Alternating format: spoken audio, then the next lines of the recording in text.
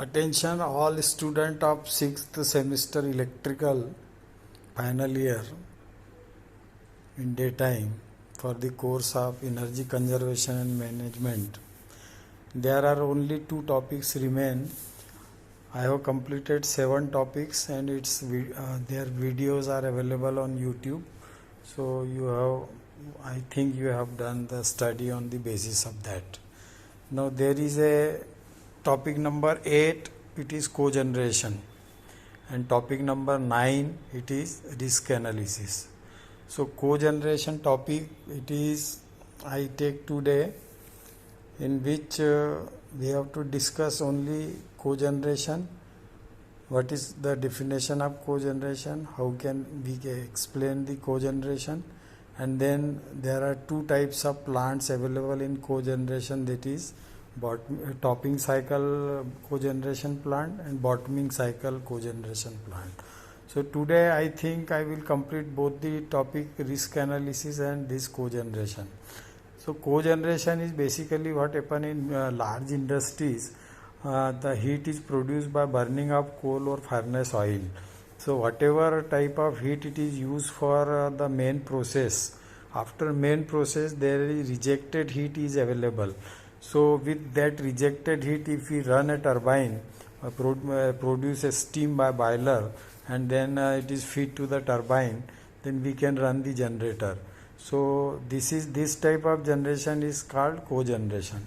So whether it is from the furnace oil heat, or whether it is heat available or steam available from the process of manufacturing. So whenever main work is done by the energy, thermal energy, and whatever energy remain either in form of thermal energy or steam energy, then it is used for generation of electricity with the help of installation of a plant in which a steam turbine is there or gas turbine is there. If gas is available after process of manufacturing, then we run the turbine, either gas turbine or steam turbine.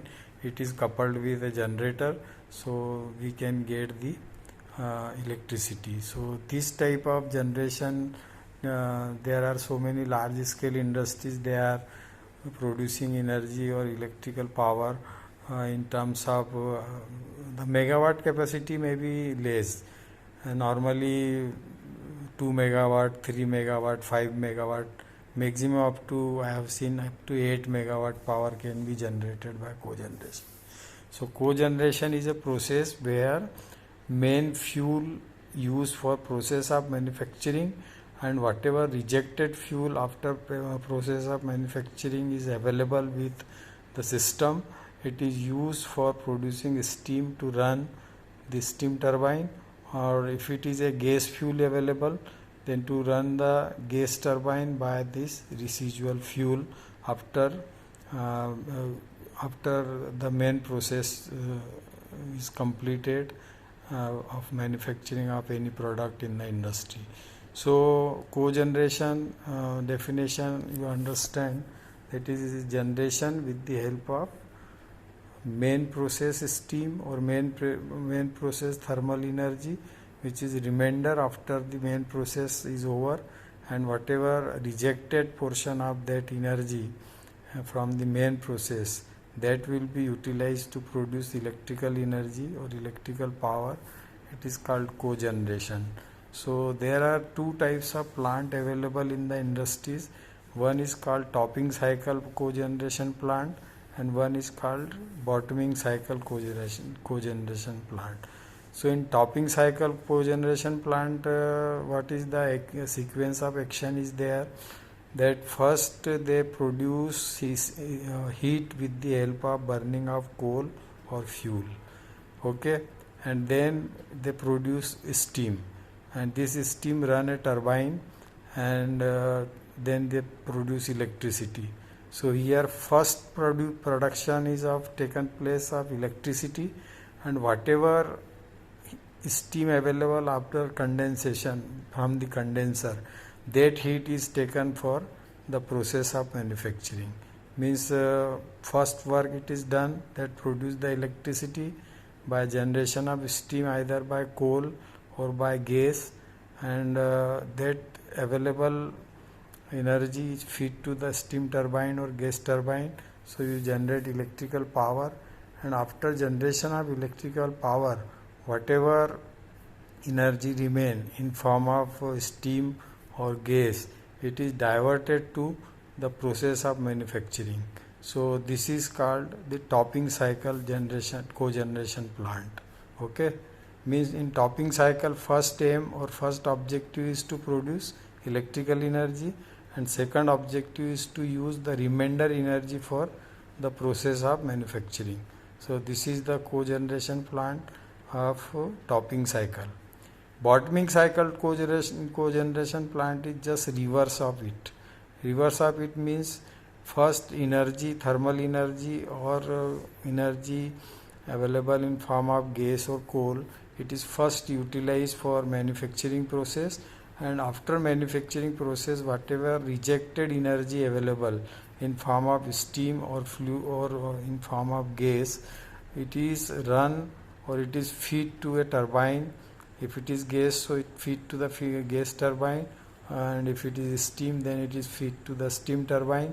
Then by running this turbine, you run a generator and electricity is produced. So this is particular type of arrangement done for bottoming cycle cogeneration plant. So I am giving the diagram of both the type of plant. So you just take this plant. I will just post these two diagram with along with this video. So this is the cogeneration chapter, which is over. What is the meaning of cogeneration and how it is done, and what are the topping cycle cogeneration plant, and what is the bottoming cycle cogeneration plant. So diagram of these two plants I will give you along with this video. You just see this cogeneration plant available for both means bottoming cycle and topping cycle. You just see this. The upper one is topping cycle cogeneration plant, and lower one is bottoming cycle cogeneration plant. So in this, the process are shown by the arrow that will show you the flow of energy from one place to another place for cogeneration. So this is the cogeneration plant. Both the diagrams are I have given to this. So this complete this topic number 8, that is cogeneration. So I have given the definition of cogeneration and giving the plant, bottoming cycle and topping cycle used for cogeneration. So this is complete your topic number 8. Now 9th topic is their risk analysis. What is the risk analysis? It is totally a mathematical calculation type of topic, in which if for conservation of energy in any system, if we use any equipment and if we save the energy of the cost of energy, if it is less than the equipment provided for conservation, then it is economical to the system. And if the equipment provided for energy conservation, its cost is more than the energy you conserve, so it is a risk for the investment. So risk analysis means for any type of energy conservation, if you are providing any type of system, its cost is less than energy saved, then it is favorable and you can apply or you can recommend for this. So this will be, the risk will be minimum in this case. And if you are designing a system for conservation of energy which is having cost more than what energy you will save, so this will be coming under risk factor. So calculation is to be done that how much energy you want to save and which type of equipments are required for saving this energy. If their cost is less, then there is no risk in providing or installation of that particular system. And if the cost of the system is more than energy, saving of energy, then it is a risky. So you don't recommend for that. For example, suppose there is a power factor in a system, it is giving low, and due to which the industry or particular system paying, say for example, 10,000 rupees per month as a penalty for low power factor. So for 1 year, if we calculate total investment penalty, then it will come out to 1,20,000. Now for saving up this 1,20,000 rupees, if you design a power factor improvement panel which costs less than 1,20,000, then it will be no risk. Suppose you install a panel of automatic power factor control worth rupees 80,000. So naturally in 8 months you recover the cost of the installation what you have provided for saving of that power factor penalty. So this is not called any risk, because you can you can give the profit of 40,000 because you have covered the investment in 88 months. So this type of calculation it is to be done for the energy conservation in each case. Suppose for this same case, if we are designing a system of improvement of power factor which cost about 1,80,000 rupees, so naturally total cost will be recovered in 18 months instead of 12 months or 8 months.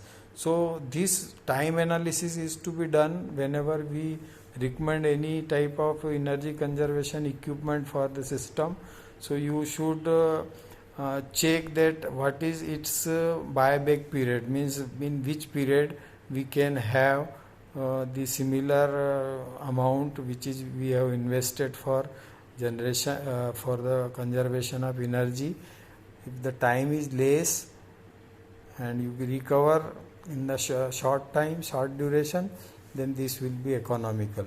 So risk is minimum when you cover the amount in short period of time, and when amount is to be covered in long period of time, then what happen, the investment is not fruitful, and that will cause the risk factor is there. So how to calculate the risk factor? That is, first you find out how much energy conservation is to be done with the help of data available in the system, and according to that you design a particular energy conservation equipment and find out its cost. So your objective in risk analysis is always that the cost of energy conservation equipment, it should be less than the what energy value you want to conserve. So when you work like this and your calculation is according to this particular fundamental approach, then you will find that risk is minimum, and if it is reverse of that, then risk is more. So in risk analysis only this much things to be discussed. So this finishes your course of energy conservation and management. So you just go through all the topics which I have covered from 1 to 9 topics, and all the videos are available on YouTube. So you start your study and preparing the notes for your examination. So according to that you prepare your notes and study schedule, so that you complete the course with the help of my videos available for all the 9 topics. So I wish you all best luck for your examination, and you prepare your notes from my this 9 videos lecture for 9 topics. So this is all for today. Thank you very much.